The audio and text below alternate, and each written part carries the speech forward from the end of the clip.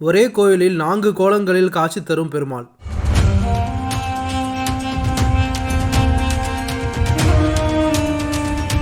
சென்னைக்கு மிக அருகில் ஒரு அழகான மலை மீது அமைந்துள்ள பெருமாள் கோவில்.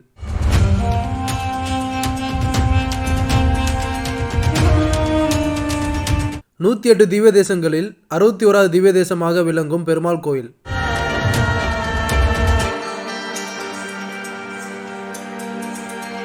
வணக்கம் வீவர்ஸ், இன்னைக்கு நம்ம வீடியோவில் திருநீர்மலை பெருமாள் கோயிலை பற்றி தான் பார்க்க போகிறோம். இந்த கோயில் எங்கே உள்ளது, எப்படி செல்லலாம் என்று முதலில் பார்க்கலாம். அதுக்கு முன்னாடி இது போல் அற்புதமான ஆலயங்களை பற்றி வீடியோஸ் பார்க்க என்னோட ரிமாக்குல் ரமேஷ் சேனலை மறக்காமல் சப்ஸ்கிரைப் பண்ணிக்கோங்க. இந்த திருநீர்மலை பெருமாள் கோயிலானது செங்கல்பட்டு மாவட்டத்தில் அமைந்துள்ளது. தாம்பரத்திலிருந்து 9 கிலோமீட்டரும் குன்றத்தூர் பேருந்து நிலையத்திலிருந்து 7 கிலோமீட்டர்லையும் இந்த கோயில் அமைந்துள்ளது. தாம்பரத்திலிருந்து இந்த கோயிலுக்கு பேருந்து வசதியும் உள்ளது. கோயிலோட அட்ரஸ் மற்றும் கூகுள் மேப் லிங்கை டிஸ்கிரிப்ஷனில் கொடுத்துருக்கேன், தேவைப்படுறவங்க பார்த்து தெரிஞ்சுக்கோங்க. முதலில் இந்த கோயிலோட வரலாறையும் மற்றும் சிறப்புகளையும் ஒவ்வொன்றாக பார்க்கலாம். 108 திவ்ய தேசங்களில் 61வது திவ்ய தேசமாக விளங்கும் திருநீர்மலை பெருமாள் கோயிலானது சென்னை புறநகர் பகுதியில் உள்ள மலை மீது இந்த கோயில் அமைந்துள்ளது. சென்னைக்கு மிக அருகில் இப்படி ஒரு அழகான கிராமமும் மலை கோயிலும் உள்ளது என்று நிறைய பேர் தெரியாமலே இருக்குது.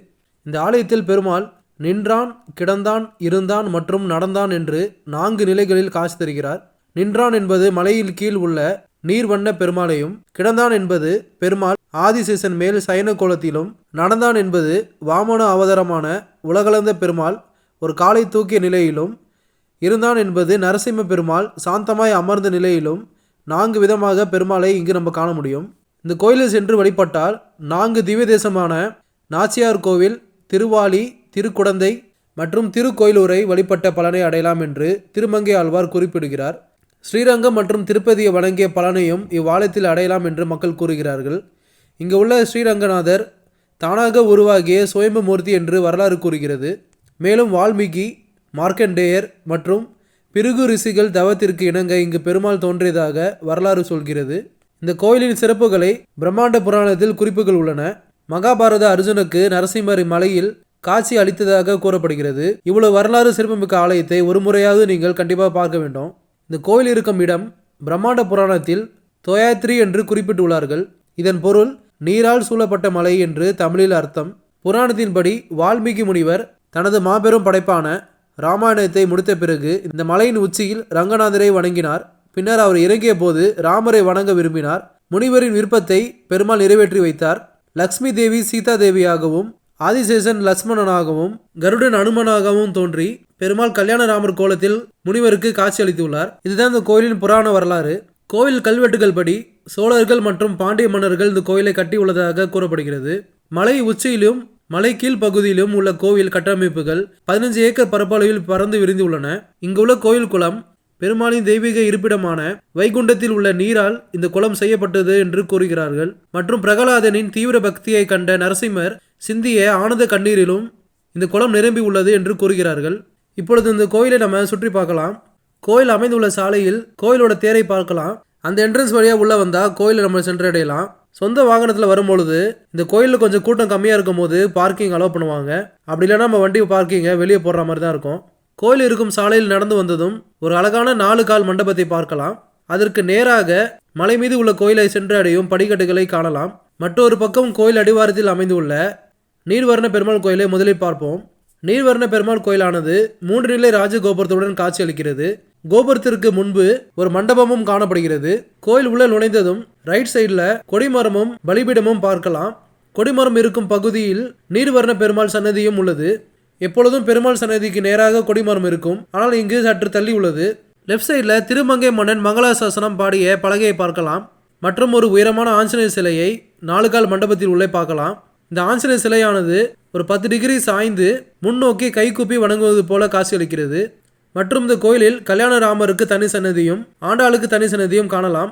இங்கு உள்ள தாயாரின் பெயர் ஸ்ரீ அனிமாமலர் மங்கை தாயார் என்று அழைக்கப்படுகிறார். இவரை தனி சன்னதியில் நம்ம தரிசிக்கலாம். இந்த கோயிலோட மினியேச்சரை ஒரு கண்ணாடி கூண்டில் அழகாக பண்ணி வச்சுருக்காங்க. கோயிலை சுற்றி வரும் பொழுது அடிவாரத்தில் உள்ள கோயிலிலிருந்து மலை மீது அமைந்துள்ள கோயில் கோபுரத்தின் தரிசனத்தை பார்க்கலாம். இந்த காட்சி மிகவும் அழகாக இருக்கும். இங்கு ஒரு துளசி செடியும் உள்ளது. இங்குள்ள நீர்வர்ண பெருமாள் நின்ற கோலத்தில் காட்சி தருகிறார். நீர்வர்ண பெருமாளை வணங்கிவிட்டு 200 படிக்கட்டுகள் ஏறி மேலே உள்ள 3 கோலங்களில் காட்சி அளிக்கும் பெருமாளை இப்போ பார்க்கலாம். இந்த கோயிலை அதிகாலை அல்லது ஈவினிங் டைமில் போகிறது ரொம்ப நல்லது. அப்பொழுது நீங்கள் சுத்தமான காற்றையும் ரம்மியமான இயற்கை காட்சிகளும் பார்க்கலாம். இப்போ கோயில் படிக்கட்டு ஏறி மேலே செல்வோம். நாங்கள் போன டைம் சனிக்கிழமைனால நிறைய மக்கள் கூட்டம் இருந்துச்சு. படிக்கட்டு ஏறி மேலே செல்லும் வழியில் பாதி வழியில் அனுமனோட சன்னதியை ரைட் சைடில் பார்க்கலாம். அனுமனை வணங்கிவிட்டு பின்புதான் மேலே உள்ள பெருமாளை நம்ம தரிசனம் செய்ய வேண்டும். செல்லும் வழியில் பெருமாளின் படங்களை அங்கங்கே வைத்திருப்பதை காண முடிகிறது. இறுதியாக 200 படிக்கட்டிலும் ஏறிய பிறகு மேலே லெஃப்ட் சைடில் ஒரு மண்டபத்தை பார்க்கலாம். இந்த மண்டபத்தின் பெயர் கல்கி மண்டபம். இந்த கல்கி மண்டபம் படிக்கட்டில் இறங்கி கீழே சென்றால் ஒரு அழகான வியூ பாயிண்ட் வரும். அங்கேருந்து பார்த்தா ரொம்பவே அழகாக இருக்கும். நாங்கள் போன டைம் சன்செட் டைம்னால ரொம்ப அழகாக இருந்துச்சு. மேலேருந்து பார்த்தா அடிவாரத்தில் உள்ள நீர்வர்ண பெருமாள் கோயிலை அழகாக பார்க்கலாம். மற்றும் குளம், தேர் எல்லாமே நம்ம இங்கிருந்து பார்க்க முடியும். அருகில் தான் மீனம்பாக்கம் விமான நிலையம் உள்ளதால் விமானம் பறப்பதையும் நம்ம இங்கிருந்து பார்க்கலாம். மொத்தத்தில் இந்த காட்சி மிகவும் அருமையாக இருக்கும். இப்பொழுது பெருமாளை தரிசனம் செய்ய செல்லலாம். இங்கும் 3 நிலை ராஜகோபுரம் உள்ளது மற்றும் பலிபீடம், கொடிமரம் உள்ளது. இங்கு ரங்கநாதர் சாய்ந்திருக்கும் பகவானாக மேல் நோக்கி பிரதான தெய்வமாக இருக்கிறார். மற்றும் இங்கு ரங்கநாதரின் துணைவியாரான ரங்கநாயகி தாயாருக்கும் தனி சன்னதி உள்ளது. மற்றும் உள்பிரகாரத்தில் ஸ்ரீ உலகளந்த பெருமாள் சன்னதி உள்ளது. மற்றும் சாந்த நிலையில் உள்ள நரசிம்மர் சன்னதியும் பார்க்கலாம். மொத்தத்தில் மேலே உள்ள கோயிலில் 3 பெருமாளை 3 நிலைகளில் நம்ம காண முடியும். இந்த 3 பெருமாளையும் தரிசனம் செய்துவிட்டு வெளியே வந்ததும் வெளிப்பிரகாரத்தில் ஆதிசேஷனுக்கு தனி சன்னதி உள்ளது. மற்றும் இந்த கோயில் பிரசாத கடையும் இங்கே உள்ளது. புளிசாதம், சக்கரை பொங்கல் எல்லாமே இருக்கும். ஆனால் இந்த கோயிலில் ரொம்ப ஃபேமஸாக மிளகு தோசை ரொம்பவே நல்லாயிருக்கும். நிறைய மக்கள் இந்த மிளகு தோசை ட்ரை பண்ணுறதுக்கு இந்த கோயில் வரதை கேள்விப்பட்டிருக்கேன். ஸோ நானும் இந்த தடவை மிளகு தோசையை வாங்கி ட்ரை பண்ணி பார்த்தேன். ஸோ நீங்களும் போனீங்கன்னா ட்ரை பண்ணி பாருங்கள். இந்த கோயிலில் பங்குனி மற்றும் சித்திரையில் நீர்வண்ண பெருமாளுக்கும் ரங்கநாத பெருமாளுக்கும் தனித்தனி பிரம்மோற்சவம் கொண்டாடப்படுகிறது. மேலும் மாசி உத்திரம் அனிமா மலர் மங்கை தாயாருக்கு பிறந்த நாளாக கொண்டாடப்படுகிறது. அதே வேளையில் ரங்கநாயகி தாயாருக்கு பங்குனி உத்திரம் கடைபிடிக்கப்படுகிறது. இங்குள்ள பெருமாளை வழிபடுவதால் உடல் நோய்கள் தீரும் என்றும் உடல் மற்றும் மன உறுதி உண்டாகும் என்றும் சொல்கிறார்கள். மற்றும் திருமண தடைகள் நீங்கி நல்ல திருமண வாழ்க்கை அமையும் என்று சொல்கிறாங்க. இவ்வளவு சிறப்புகளை கொண்ட இந்த கோயிலை நீங்களும் மிஸ் பண்ணாமல் பாருங்க. மீண்டும் இது போல அற்புதமான ஆலயத்தில் சந்திக்கலாம். தொடர்ந்து இது போல ஆலயங்களை பற்றி வீடியோஸ் பார்க்க என்னோட சேனலை மறக்காம சப்ஸ்கிரைப் பண்ணிக்கோங்க. அப்போ தான் நான் போடுற வீடியோஸ் உங்களுக்கு ரெகுலராக வரும். ஓம் நமோ நாராயணா. நன்றி, வணக்கம்.